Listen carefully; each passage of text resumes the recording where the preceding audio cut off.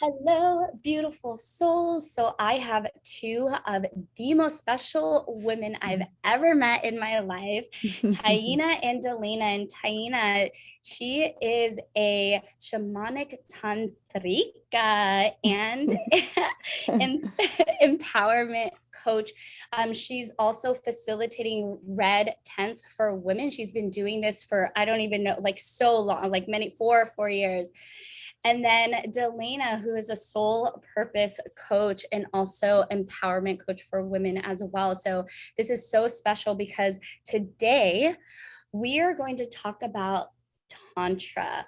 What is it and how we can create miracles out of nothing and everything at the same time. So Taina, I would love to hear your wisdom on this.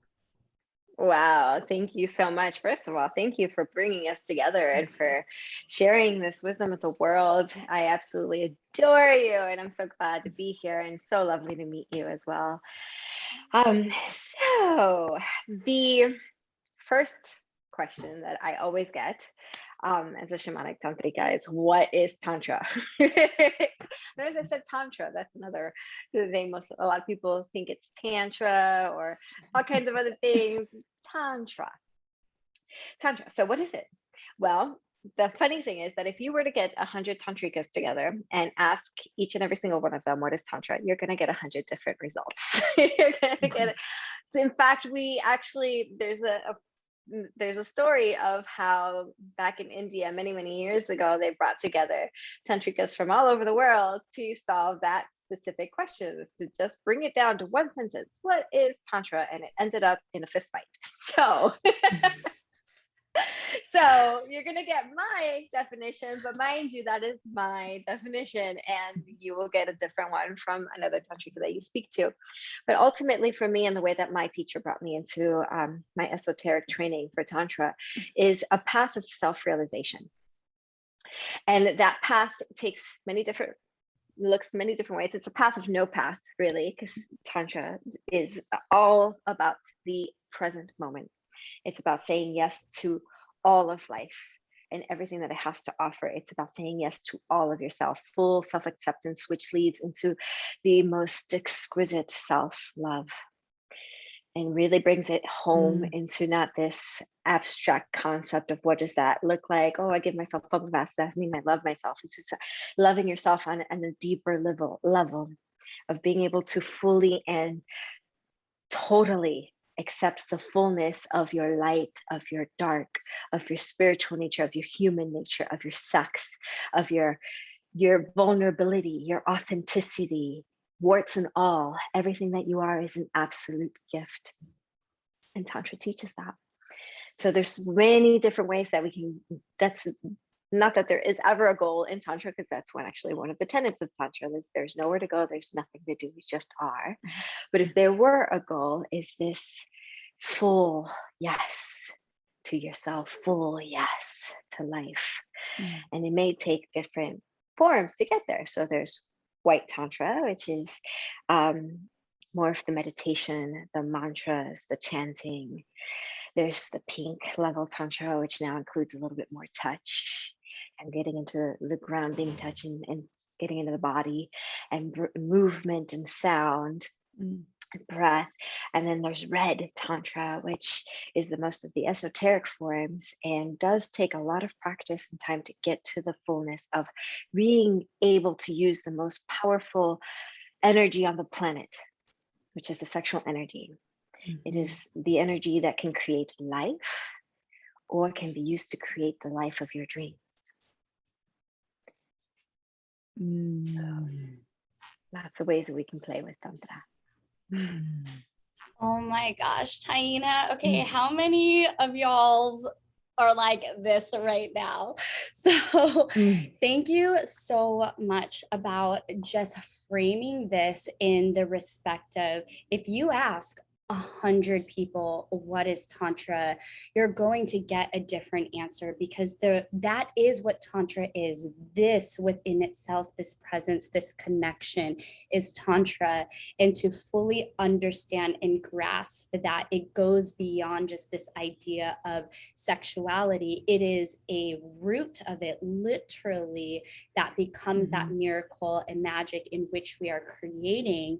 And so I love that. I really want to highlight another thing that you were saying is the path of no path. It is the light and the dark. And so the Tantras is the totality and the acceptance of all of the shadows and the light as well. And so that's what makes it such a dynamic experience as well. So yes, thank you so much for sharing everything that you did. Oh, go ahead.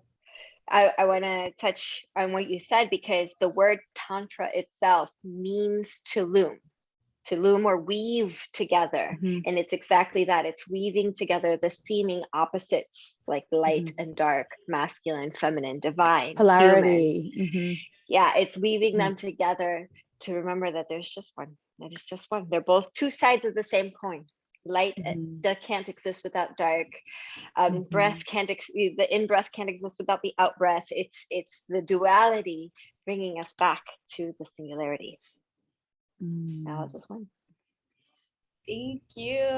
And Delina, okay, so this is why it is so special to have you here with us as well, because you have been a tantrika for so long, but you weren't aware that you're doing it. And so now here you are with this full awareness and embodiment and a new relationship to how you show up sexually as well. And so I would love to hear from you. Why is this so important for you now? Yes, I think for so many years I was living in my masculine sexuality, but because I wasn't aware of, this world and the labels that you put behind it, I thought I was, very feminine, sexual, all that type of stuff, because I was living and I was working as a sex worker, and you think, glamorous, beautiful, all that type of stuff, but it's really not, like very living in your masculine, because you had to be on guard, on the ball, you were in charge. Like there was no pleasure, and there was no pleasure and feeling in it, because behind you was just that masculine energy saying, okay, you need to make sure this is happening at this time, or this is happening at this time. So there was no polarity. So now that I've put that life behind me and I'm taking back my energy for myself, I've really truly stepped into my feminine embodiment. And now I can see the polarity, I can see the difference, and the like Taina said, you can't have one without the other. It's like the masculine, the feminine, the light, the dark. But once you do recognize that it's a whole and embody it as a whole, that's when you can find the magic and the pleasure in then everything that you do, not just sexual activities. It's just the way you live your life. And once you sort of put that little key and unlock and open that door, it's just magic. And it's just, there's no words to describe it once you start like just surrendering and allowing and accepting all that it is, and not trying to control one or the other, just be in a constant state of receiving. I appreciate that so much. And so one thing that you just mentioned is this magic that has unlocked. So I think this is a great segue into Taina. Can you give people a little bit, like a little teaser of what type of miracles can you expect or not expect when you are practicing Tantra? So funny. So as you start to embody more of who you really are, your authentic, true nature, the fullness of you, just you'll often hear people say, like, you radiate, you glow.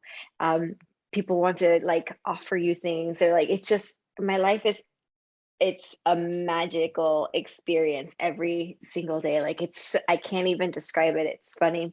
I'll just share like this little super random, just because it's so random and I want to share it. But I didn't even have to go to the restroom that bad, and I was in this restaurant in Chicago with my brother and one of my oldest friends. And I went to the bathroom, and the guy the waiter works there, comes out of the men's bathroom. He's like, "Oh, I would let you come into the guys' bathroom, but there's somebody in there." And I'm just like, okay, like just waiting in line, not a big deal. And then the girl in front of me turns around, she's like, "I don't have to go to that. Do you want to go in front of me?" I'm like, okay. And then the girl that's in the bathroom opens the door at the same time, goes, "I'm just washing my hands. You can totally come in." And like the whole the seat parted. Like I just walked up and everybody moved aside so I could go to the bathroom. And I'm just like, all right, thanks. And then when it came out, I had spilled some of my drink. So when the waiter came by, I told him, I was like, "I spilled it over. I just, can you just give me like this little much?" And he's like, "Oh, certainly." Goes back and gives me a whole brand new one. And my brother and my friend are looking at me. They're like, "What the?" Like, how does this happen? And I'm laughing because I'm like, this just kind of happens all the time in my life, because, and I can really trace it back to all the practices that I do on a regular basis, all of the healing work that I've done through Tantra, all of the shamanic journeys that I've been on, it's been number one priority for me for over 10 years now, or probably longer. I had my first Aya ceremony in 2006, 2007. So it's been a long time that I've been on this journey, and it's an everyday thing where I'm meditating, I'm chanting, I'm releasing, I'm forgiving, I'm allowing, I'm getting into my highest self every moment, and forgiving myself when I'm not, and just all these practices that we'll share with you throughout our time together that have really, to not sound cheesy and woo-woo, but for lack of a better term, changed my frequency. So I show up differently in the world. And as a result of that, without having to do or say very much, then the world reflects that back to me. And so that's something that you can start to experience for yourself as you get on this path of no path, on the path of love, really, on loving yourself, on loving life, on loving others, on loving the planet, on being a conduit of love and goodness, and releasing that which is in the way, that which isn't love. Just shifts your entire magnetism, so you can experience life a different way. Ho, sister, because I think that the one of the messages I want to drive home with this as well, it's like, if you simply do just the work on yourself, because at the beginning you said, to you, Tantra is a path of self-realization. And so if you're doing this work for yourself, and when you do not deny a part of yourself and you accept it all, you show up lighter, you show up graceful, you show up happy. The darkness you're no longer afraid, you're no longer anxious.